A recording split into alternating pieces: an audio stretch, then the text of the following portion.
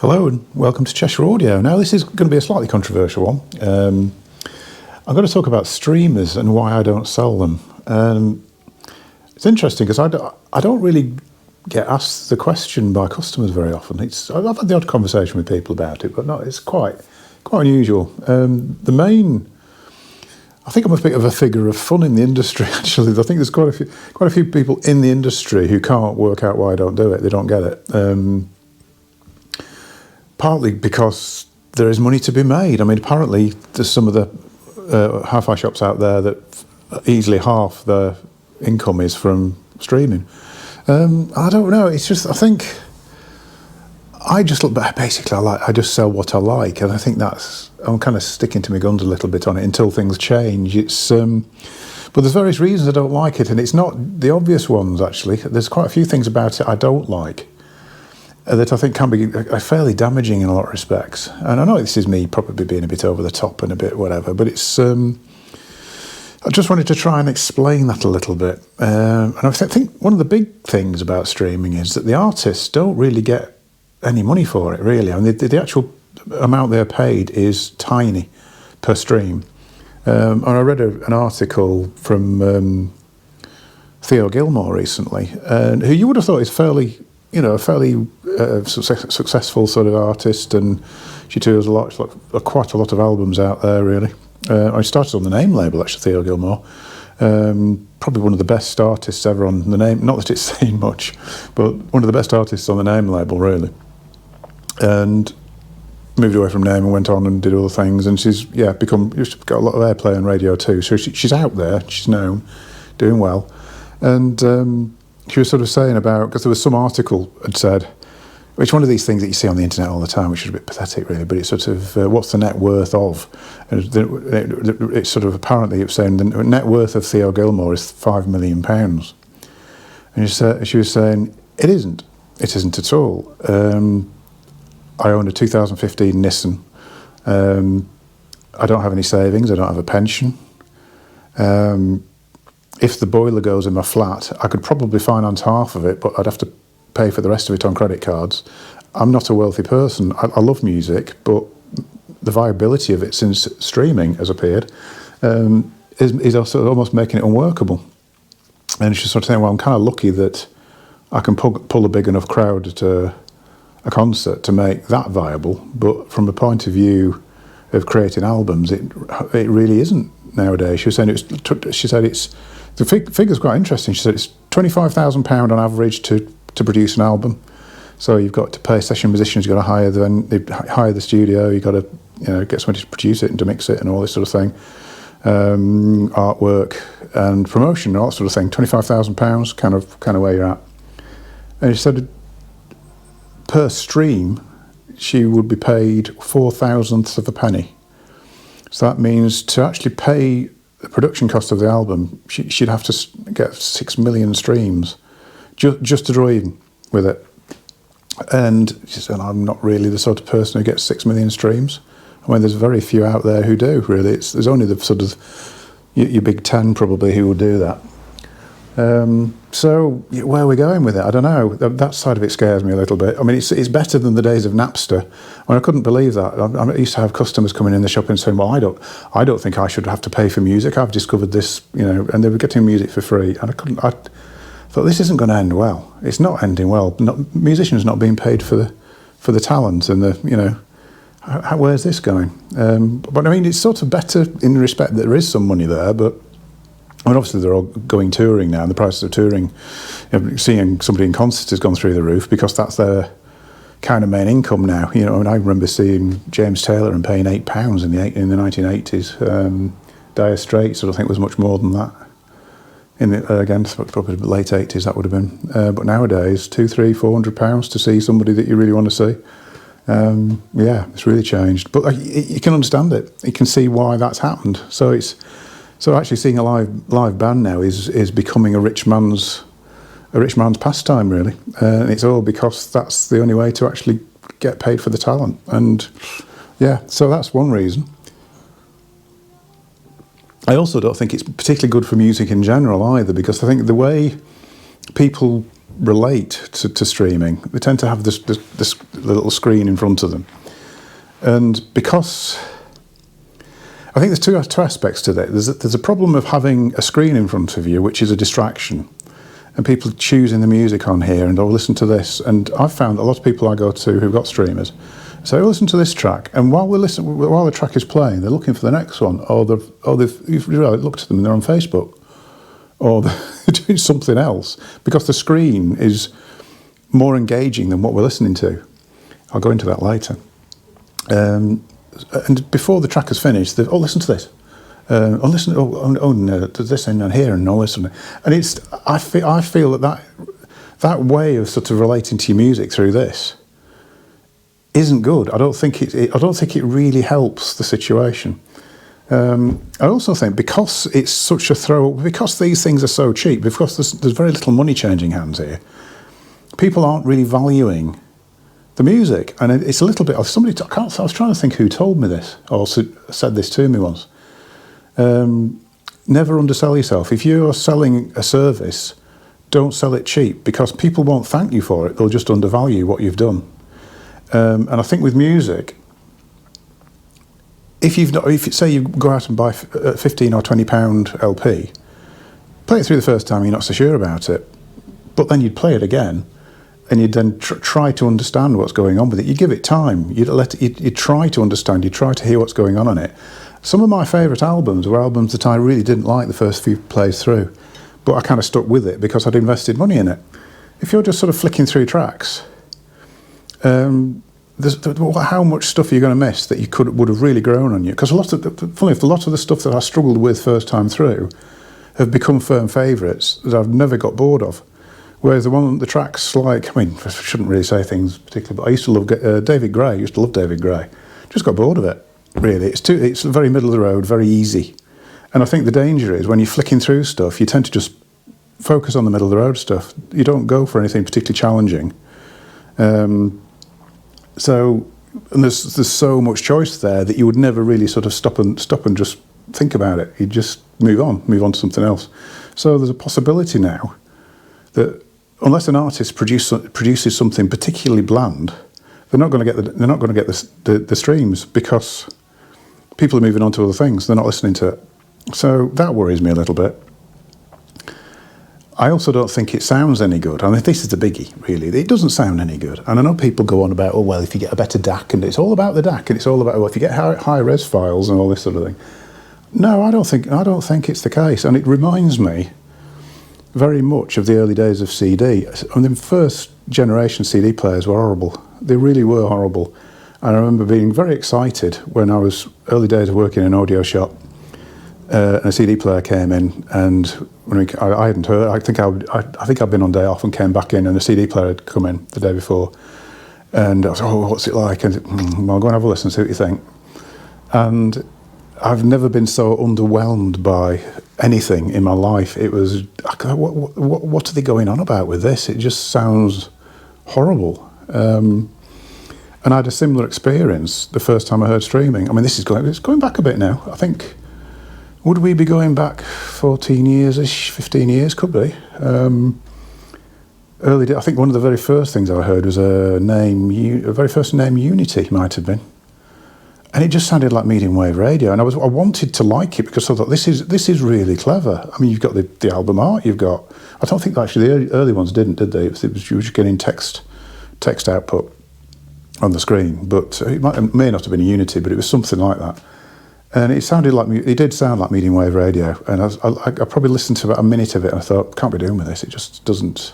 It's a horrible sound. I don't like it. I don't want anything more to. And that was it. I sort of whatever. Kept coming back into it and trying again. I mean, things like Sonus came along, and the Sonus moved forward the usability, the actual. Again, it's the little, the thing you sort of interact with was improved loads with Sonus, so it became really nice to use. All the album art, all this sort of thing, and you could sort of see why people were liking it, but still had this massively unappealing sound that was sort of technically quite good, very clear. Everything's there that you want, but it just sounded like a poor representation of it somehow. Like there's some big lump of sort of the soul had been ripped out of the music. And I actually think, and people won't agree with me on this, but I've listened to quite a lot of really high-end streamers, actually. People have got really high-end name stuff, and, what's that one that Thingybob does? I can't remember what it's called now. One of the really well-regarded ones. And I've got a couple of customers. I've got a guy who uses one of those. I've got a guy who uses high-end name, who's got everything in his house is the best possible quality, all his routers and his switches and his cables, and he's got stuff on high-end hard drives, and and it's just bland, really bland. It's just got nothing about it. And I'd almost say, because like CD started off being really horrible, it slowly got better and better and better.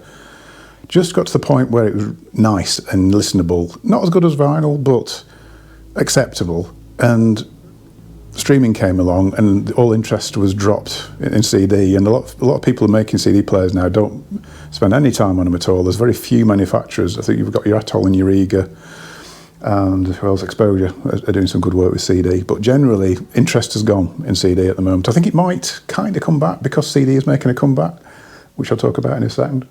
But I think streaming is going through the same process. I think at the moment it's getting better and it's getting better. But I reckon it's probably 15 years behind CD, easily, because it does remind me very much of the sort of, where were we, sort of early 2000s players, which were sort of okay, but there was something missing, nothing to engage you, nothing that would want to keep you listening. But I think people do engage with it because they're not engaging with the music, they're engaging with that. And I think it's a different thing somehow. I think what I would say is, I think in the mainstream, I think for the general public out there, it's great. And I think I can understand, because it's always been the case that the general public aren't totally that interested in sound quality. So something that's very easy to use is great, and I think that it's got its place in that. What I object to is when it starts to get into really good audiophile systems and they're trying to make out that it's the best source, because it really isn't. I would say put it probably third behind vinyl, CD, then possibly streaming. Yeah, I don't know. It's like I say, a bit controversial, but this is just from my experiences because I do listen to an awful lot of stuff. And I've not heard. I've heard some really good setups. Like I say, I've heard all the higher res stuff. Let's go one step more controversial. I don't think high res is better. I think it's technically better. It's cleaner and clearer. It's much more sort of crystalline in the sound. There's no distortion in it. In high res stuff. I mean, I've heard like MQA. Is it MQA? And this is how disinterested I am. I can't remember what all these things are called. And I heard some Tidal stuff and some of the apparently uncompressed versions of things. And it's better in sort of technical terms, but not actually better in musical terms. In fact, it seems to take a step back and sound even more bland and even less engaging, but beautifully clear. But the thing is, I think if you're, like I say, looking at your phone and it's over there somewhere while you're playing it, you might think it's wonderful because you're not really totally focusing on it. And I think probably, a little bit like I use CD actually, if I'm doing jobs around the house or cooking or doing anything else, not that I do that much cooking, but I tend to have a CD playing in the background. I can't put a record on and do all the jobs because I find myself pulled back towards it to sit down to listen to it. CD has always been great for background music, and I think streaming in some ways has its place there for me, not as a main source, just not as a main source, because I think the same thing will happen to people who got into CD in the early days, is that they'll think that they'll start getting bored of it, and they'll think it was just a fad, and then hi-fi was just a fad for them, and music was a bit of a fad, and I've moved on now and doing other things. I'm spending my money on this now, and it was all because the actual format wasn't good enough, really, and it was failing them, really. I think I've said this before, and here when CD came out, I had a few customers who went wholesale into it, and they disappeared. And I met a couple of them kind of randomly on the street over the years, and they said, I've just lost interest in music. But nowadays, it's interesting. I've had people come back into the shop and thought, I know you. And and they're back in the shop, and they've bought a record player because of everything that's happening with record players. Or they've come in to buy a record player because they want to get back into hi-fi. 'Cause I used to be into hi-fi years ago, and I really liked it. But then, well, I sort of went off it, and you think, yeah, that's when you bought the CD player. So then they buy a record player, and all of a sudden it's a great hobby again, and they suddenly get it. The fact, yeah, it wasn't the fact I'd grown out of the music. It was the fact that the actual format itself just wasn't engaging me, wasn't making me listen, and I just wasn't enjoying it. But didn't realise, because nobody ever blames the new technology. New technology's got to be better, hasn't it? But not in my experience. Hello, sorry, I had to do a quick cut there because somebody came in the shop. Where are we up to? Right, yeah, final couple of points, I suppose, before I sign off. There's a big thing about collectability of music as well. I think the streaming services, because it's literally all there, which sounds like a good thing, but to a lot of people, the collecting and discovering and spending almost years trying to find the entire collection from an artist is a big part of the hobby, really. I mean, I remember talking to Paul from Riga, who is retired recently, but will be missed. Actually, Paul's a lovely guy from Riga. Incredible musical knowledge, absolutely incredible musical knowledge. Never met anybody quite like him. Never managed to catch him out with a band. He used to find something really obscure and say, have you heard of... yeah, and of course he had, and he knew all the band members and what they did next, and he'd tell you stuff about them you didn't know. Really annoying, actually. But no, we'll miss Paul, actually. One of the good guys. But he was in the shop once, and there was something playing, and for once he didn't know who it was, and he said, "Oh, I like that. Who's that?" And yeah, Captain of the Lost Waves, I think it was playing. They were kind of a local band, so it's not one that he probably would have picked up on. And then I said, "Do you want me to get you a CD? Because it's only available on CD, but I can get you a CD." And he went, "No, don't do that, because I need to find it myself. It's in here now, and I need to find it myself." And I thought, yeah, that's a lot to do with it, actually. It is the thrill, as he said, the thrill of the chase. Now, if your streaming service is just saying, "Here you go, here's all the albums that they've ever produced," where's the fun in that? Where's the challenge, really? It's a shame, that, really. I think that is a big thing for me. I don't really want my music collection to be presented in that way. And I think people do like, I think they are missing the physical media in a big way, I think. And I know a lot of people used storage issues as an excuse, but I don't know that that's as big a problem as people make out, really. I really don't. I mean, I know, a bit like me, if you're getting into the thousands of albums, it starts to become a little bit of you have to have a special room for it sometimes. Paul at Riga, apparently, how was it, 35,000 albums or something? I think he might have had it anyway. Yeah, and also the other aspect of this as well is the fact that the streaming services will tell you what music you will like.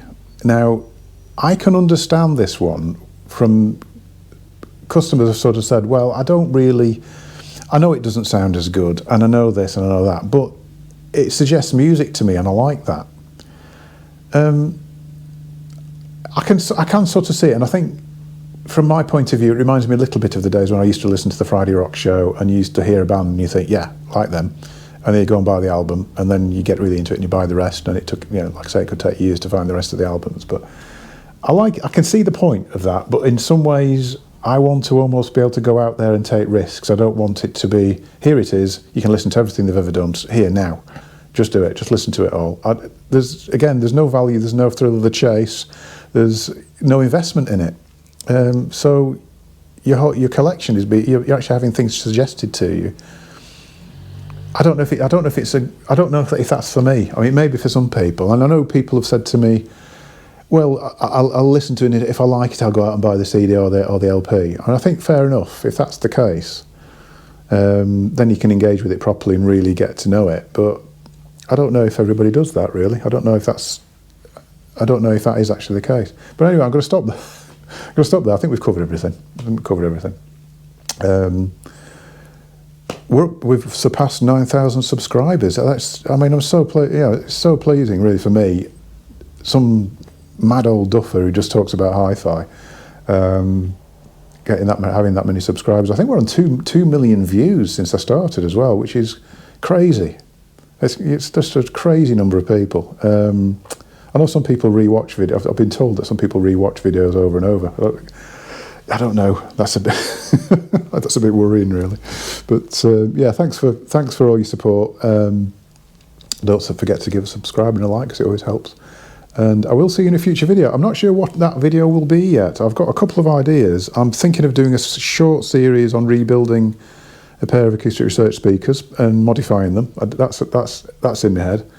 Difficult to film, but I'd like to do that one, because there's a job I need to do I've got various pairs of acoustic researches about the place. I want to start making them usable, so that could be something. There's likely to be reviews coming along of things. I missed my opportunity to see the Riga Naya turntable, actually. I don't know quite how that happened. New chap from Riga came up and we were chatting about it. He had it in the car and then ran out of time and he went. And afterwards thought, oh, we didn't look at the turntable. So I've seen the speakers, I've seen the Aya speakers, and they're quite interesting, actually. I'm a bit unsure about the finish of them, possibly, but we'll see. Perhaps when I get a stock pair in, we'll see what they're like. But well made, not poorly finished, but the potential for them to get greasy fingerprints on and things like that, we'll have to see. I don't know whether they were a bit of a prototype pair I saw, but anyway, we shall see. Yeah, like I said, we shall see. Thanks for watching. I will see you in a future video.